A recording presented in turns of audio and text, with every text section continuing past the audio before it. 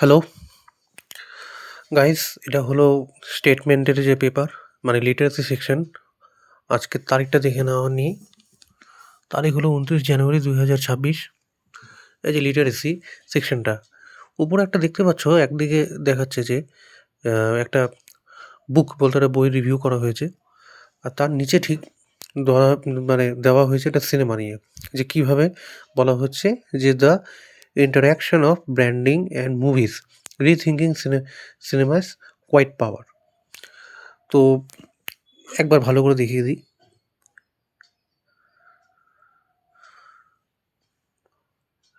হ্যাঁ, এই দুটোটা ভালো করে দেখিয়ে দিলাম।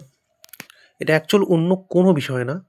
এই টোটাল যে বিষয়টা যে আছে, এটা আমাদের আলিপুরদুয়ার শহরকে নিয়ে। আমি আলিপুরদুয়ার শহরটাই বলবো, কেন এই দুটো জিনিস আমাদের আলিপুরদুয়ার শহর থেকে খুব মিসিং হয়ে যাচ্ছে।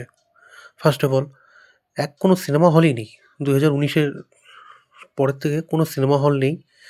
যেটা একটা খুলেছিল ওই মা প্যারাডাইসে, ওটাও বন্ধ হয়ে গেছে। আর সেকেন্ডলি হলো এই বই কালচার, পড়াশোনা, এই কালচারটা কেন জানি ধীরে ধীরে সব কিছু মানে সরে যাচ্ছে। আর সব কিছু যদি মানে ডিজিটাল হয়ে যায়, তাহলে আর সবার কাছে থাকলো কি? এখন যদি সাহিত্য, সিনেমা, এগুলো যদি এখন বড়লোকের কাছে, যার টাকা আছে সে আলিপুরদুয়ারের বাইরে ফালাকাটা, শিলিগুড়ি, কুচবিহার, তারপর এই হ্যামিল্টন, আরও যেখানে আছে সেখানে দেখতে চলে যাচ্ছে সিনেমাটা। কারণ সেখানে মানে বড়লোক, মানে গরিব সবার কাছে আছে। বইটাও হলো তাই। যার টাকা আছে সে ভালো মন্দ নিজের সাহিত্য চর্চা করতে পারছে, সব কিছুই সে করতে পারছে। কিন্তু গরিব মানুষদের জন্য সেটা নেই। গরিব মানুষদের জন্য কী আছে, হয় এক পেপার পড়ো, নইলে অন্য কিছু, না হলে পরে কোথা থেকে সেকেন্ড হ্যান্ড খুঁজে বের করো, যেটা বা মিডল ক্লাস বা আমাদের মতন যেটা অসুবিধা। এখানে মেন যেটা হচ্ছে যে এই বইটা না হয় একটু ধরে রাখা যায়।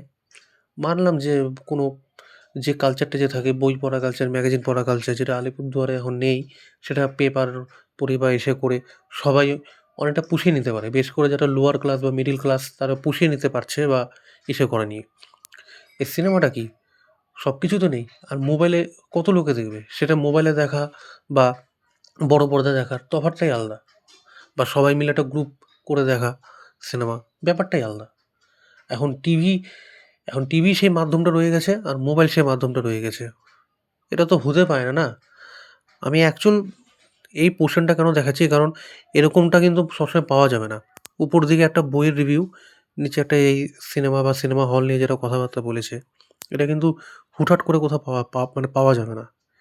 এর জন্য আমার এই ভিডিওটা বানানোর পারপাস, যেটা আমাদের আলিপুরদুয়ার শহরের মধ্যে যেটা খুব মিসিং। বেশ করে এই একটা ব্যাকবোন ছিল, যে ব্যাকবোনটা যেটা আপার লেভেল যারা থাকে বড়লোক, তাদের জন্য এটা ভালোভাবে ওয়ার্ক করবে, কারণ তাদের কাছে পয়সা আছে। Middle class and lower class তারা একটু সাফার করছে, তারা অনেকটাই সাফার করছে। যেটা তাদের মানে মেন্টাল একটা পিস থাকে, বা মেন্টাল একটা হেভেন বলতে পারো, বা পিস হেভেন যাকে বলে, সেটা সে তো অন্য কিছু মানে পারবে না। কারণ কারণ এই দুটো জিনিস তাদের কাছ থেকে বলতে গেলে অটোমেটিক্যালি সরিয়ে দেওয়া হয়েছে। আর সেই জায়গাতে কারা ভর করছে সেটা ভালো করেই জানো। রিলিজিয়ন অ্যান্ড পলিটিক্স, এই দুটো ভালো করেই ভর করছে। তাই আমার যেটা বক্তব্য বা আমি যেটা বলতে যাচ্ছি, কমসে কম এটা অ্যান্ড এটা, এই দুটো কালচার যাতে আলিপুরদুয়ারে থাকে। মিনিমাম একটা মাত্র সিনেমা হল রানিং দরকার।